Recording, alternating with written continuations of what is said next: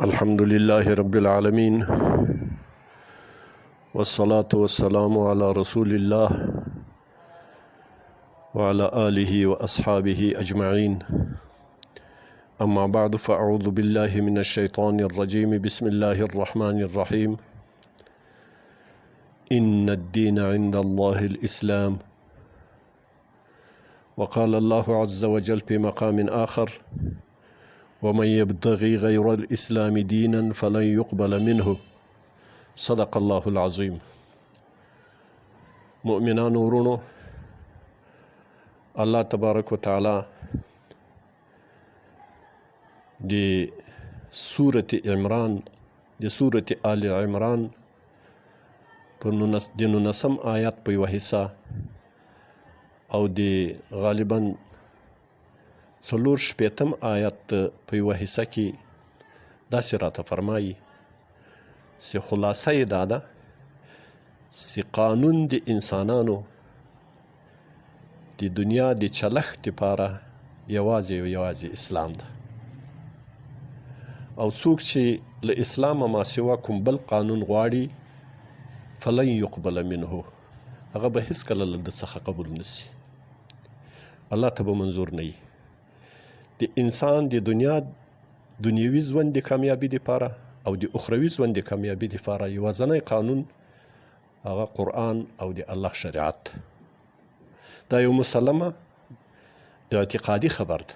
هر مسلمان چې ځان مسلمان بولي همدغه بې عقیده وي چې که له اسلامه ما سوا کومه بله لاره بله عقیده او کوم بل معامله کوم بل حکم چې د اسلام په ضد باندې له اسلام سره په ټکر کې هغه دی جایز بولي، نو دا مسلمان نه ده،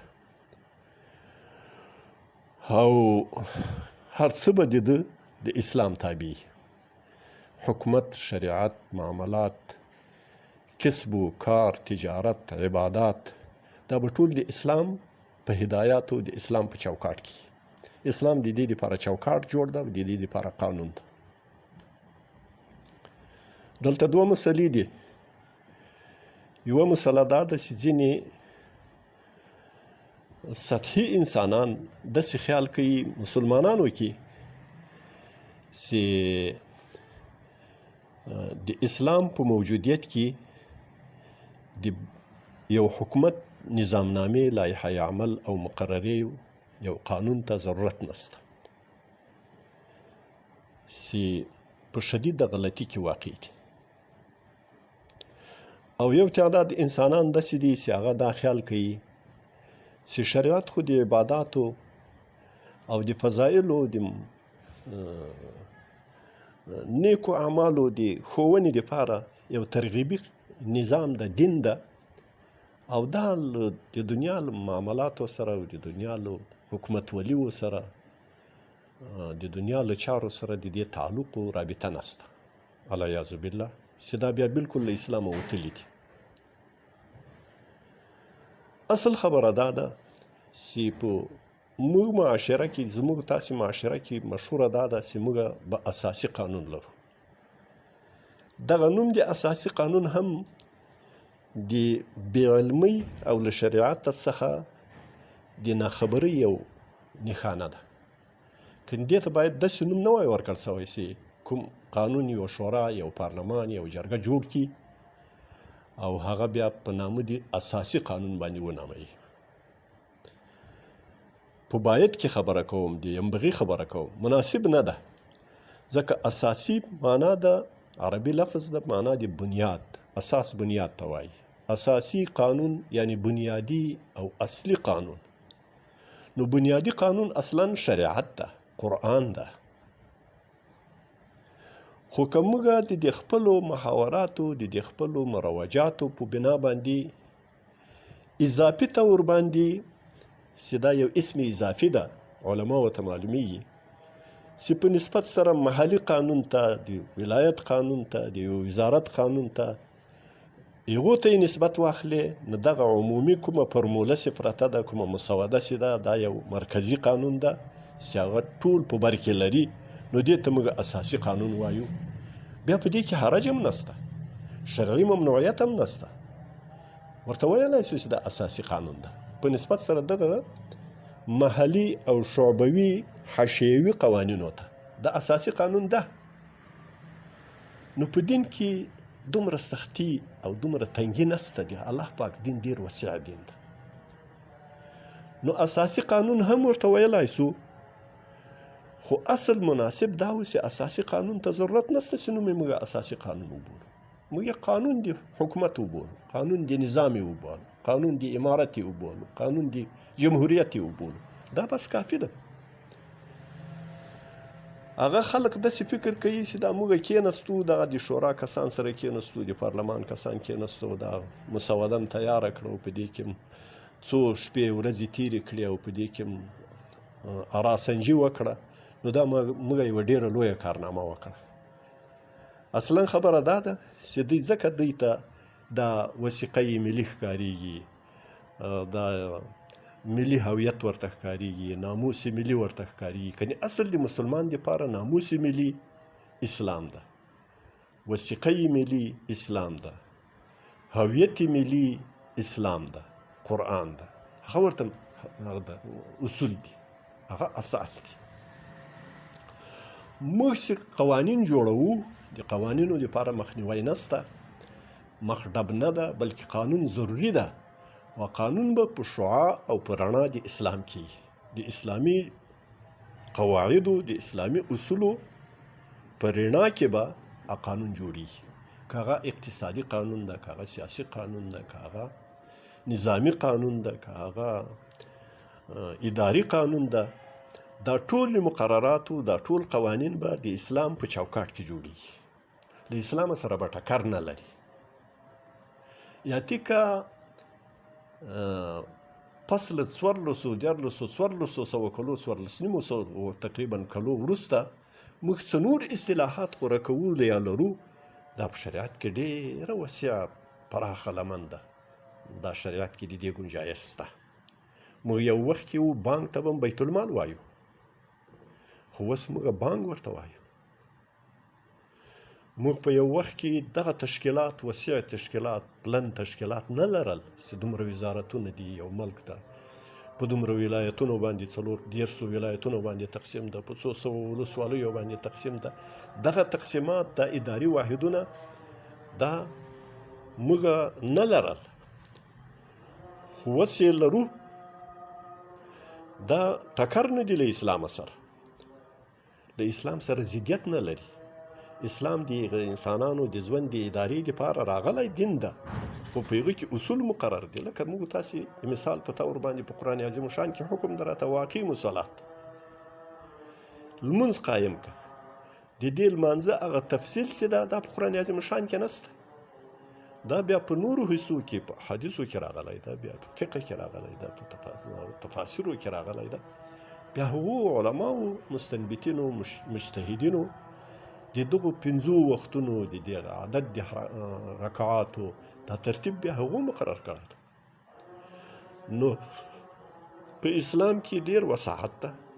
قانون به خامخا جوړیږي، لایحه به خامخا جوړیږي. بې قانونه، لکه نن سبا په دنیا کې وایي اصطلاح ده، وایي بیا د ځنګل زندګي ده. نو هغه که چېرته د دې قانون تخریج نه وي سوی، ترشیح یې نه وي سوی، تشریح یې نه وي سوی، توضیح یې نه وي سوی، دغه د اسلامي قانون توضیح نه وي سوی، بیا د ځنګل قانون جوړیږي. واقعي د ځنګل قانون جوړیږي. که موږ دا ټول ملک تشکیل نه کړو په ولایاتو باندې، څنګه به یې اداره کوو؟ که په ولسوالیو تشکیل نه کړو، څرنګه به یې اداره کوو؟ که په وزارتونو باندې تشکیل نه کړو، څرنګه به یې اداره کوو؟ که موږ صادره واردان ونه لرو، د دفتر حاضري نه ولرو، موږ به تنظیم په دې نن زمان عصر کې به تنظیم د دغه مامورینو او کارکنانو څرنګه کوو؟ که موږ د ګمرکاتو اصول ونه لرو، که موږ د بینګ اصول ونه لرو، نو موږ د هغه دپاره د صرفو، د عوایدو، د مصارفو دپاره لایحې ونه لرو، چکونه ونه لرو، مقررات ونه لرو، تعارفنامې ونه لرو، د ګمرکاتو دپاره موږ قوانین و ضابطې او لایحې ونه لرو، نو موږ به د دې تنظیم څرنګه کوو؟ دا خو بیا د ځنګل قانون واقعي جوړیږي. موږ به دا ټول شیان لرو، خو دا ټول شیان به داسې عیاروو چې په یوه حصه او په یوه جزیه کې به د اسلام له اصولو سره، د فقه له مصطلحاتو سره ټکر نه وي، تضاد به یې نه وي، د هغه په رڼا کې به موږ بانک داسې نسو چلولی چې په سود به روان وي، په رشوت به روان وي، په غصب به روان وي، په ناروا ناجایزو عوایدو مصارفو باندې به هغه متکي بنا وي، ځکه چې هغه په شریعت کې مخته ناروا سوي دي. خارجه پالیسي به مو دغسې، داخله پالیسي مو دغسې، او د نظامی پالیسي مو دغسې، اقتصادي پالیسي مو دغسې، زراعت پالیسي مو دغسې، د آبیاري پالیسي مو دغسې، د برقو د حج او اوقاف پالیسي مو دغسې. دا مو ټول د شریعت په اصولو کې روان او د شریعت په رڼا کې چې کوم قوانین جوړ شي دا قوانین ضد د اسلام نه بلل کېږي. د موږ ځینې مشران چې کومه خبره کوي چې موږ هغه قوانین چې هغه د شریعت سره په ټکر کې دي، په ضد کې دي، بشري قوانین نه منو، داسې تصریح چې کومه کېږي چې موږ بشري قوانین نه منو، هغه بشري قوانین نه منو چې هغه له شریعت سره په ټکر کې جوړ شوي. بس موږ تاسې په دنیا کې کفري ملکونه وینو، هغه وایي چې د ښځې او د نر حقوق یو شی دي، سره برابر دي. دا د فطرت خلاف خبره ده، دا د طبیعت خلاف خبره ده. نو دوی د فطرت په خلاف، د عقل په خلاف باندې یو فرموله لري، یو عقیده لري چې موږ هغه شی نسو سره منلی. موږ دا نسو منلی چې یو نارینه په شریعت کې جواز لري چې 4 ښځې وکړي، نو یوه ښځه هم 4 مېړونه وکړي. موږ دا نسو منلی چې ورور او خور به مساوي میراث سره وړي. موږ دا نسو منلی چې 4 زمن به یو به نارینه 2 به نارینه زیږوي، 2 به زنانه زیږوي. دا فطري تفاوت ته چې الله پاک یې ورته ورکړی، او الله هغه خالق او مالک دی دغه مخلوقاتو، د دې کائناتو، د ذراتو، د عالم د هغه د عالم جوړ کړی ده، هغه د دې په مقتضیاتو باندې ډېر ښه خبر ده. نو د موږ قوانین به له دین سره په ټکر کې نه وي. نور دا نه معنی چې موږ به له دین سره په اسلام کې، اسلامي نظام کې، په یو حکومت کې چېرته اسلامي نظام اعلان شوی هلته به بل قانون نه وي.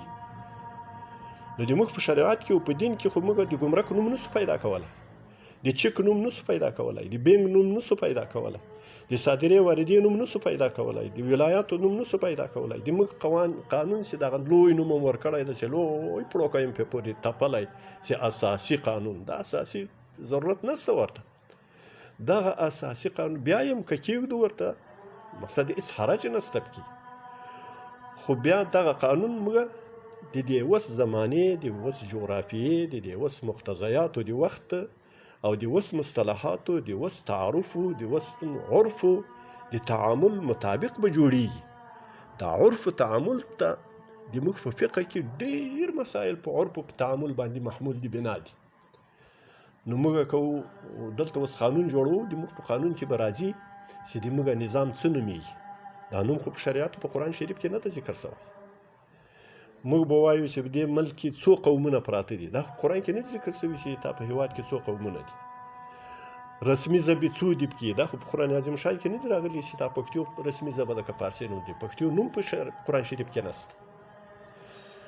مثلا د تا بیرغ به کوم رنګ لري، دا په شریعت کې قرآن شریف کې نه دي ذکر شوي چې تا بیرغ به دغه رنګ لري. دا یو نشان ده. بیرغ چې د علم علامې ته ویل کېږي. هر علامه دې چې جوړه کړه دا څومره دي خبره نه ده چې دغه 5 ګزه، 1 ګز، 2 ګزه توکری رخت سره لغه محتویاتو چې په هغه باندې څه نقوش راغلي دي، وږي مږي او تورې مورې پرې باندې لیکلي دي، دا نه ترقي راوستی شي او نه پسماندګي راوستی شي، نه انسانانو ته رفاه ورکولی شي، نه انسانان ذلیله کولی شي، نه کامیابي راوستی شي، نه ناکامي راوستی شي. دا یو نشان ده. لکه په حج کې ځینو خلکو لوټه پورته په همسا کې پورته کړي، په سایوان کې پورته کړي، لوټه یې په سر باندې نیولې، خپل ګروپ یې پرې متعین کړی. موږ د خپل ملک او د خپل هېواد او د خپل جغرافیه په یو نشان باندې متعینوو. دا نه د لانجو خبره ده، او نه باید په دې باندې ستړي او ستومانې تېرې شي، نه خلک په دو باندې مشتو یخن شي، او نه په دې کې ونښلو. نو هم اساسي موږ قانون ته ضرورت لرو چې موږ د قوانین له وخت او زمانې سره برابر عیار کړو، تعامل سره برابر، د نویو مصطلحاتو سره برابر، دا ټول شیان کې ثبت او سجل هم دې ته ضرورت لرو، او هم دا را باندې لازم او فرض ده چې دا قوانین او دا قواعد چې موږ وضع کوو، اصول و مقررات، ضوابط د حکومت چلونې دپاره جوړوو، تیاروو، مهیا کوو، دا به له دین سره په ټکر کې نه وي، له اصولو د دین سره به په ټکر کې نه وي. دا که په اباحت په خانه کې زښت ته ډېر شیان راځي، اصل په اشیاو کې اباحت ته ټولو فقهاو کرامو ته معلومیږي، عالمانو کرامو ته معلومیږي. اصل په شیانو کې اباحت که موږ اوس د خپل هیواد په 4 ولایتو باندې تقسیموو دا حرام نه ده. که موږ دا دلیل پېښوو چې دا په قرآن کې نشته، په حدیث کې نشته راغلي، ولې دا خو یو لوی بدعت ده، ناروا ده، حرام ده. نه ده حرام. اصل په اشیاو کې اباحت موږ د تنظیم دپاره، د ترتیب دپاره، د رسیدګي دپاره دغه مناسب او لازمه بولو. څه وخت بعد به دا ولایتونه زیاتېږي، څه به کمیږي، ولسوالیانې به زیاتېږي، ادارات به زیاتېږي، وزارتونه به زیاتېږي، کمیږي به حسب لزوم دید د هغه مطابق به په دې باندې عمل درآمد کېږي. نو موږ به له اسلام سره په ټکر کې ضوابط نه جوړوو او موږ به بې ضابطې ژوند نه کوو. الله پاک دې وکړي چې ما دا خبره د ځینو ورونو ذهنو ته ورسیږي. اقول قولي هذا استغفر الله لي ولكم ولجميع المؤمنين والمؤمنات.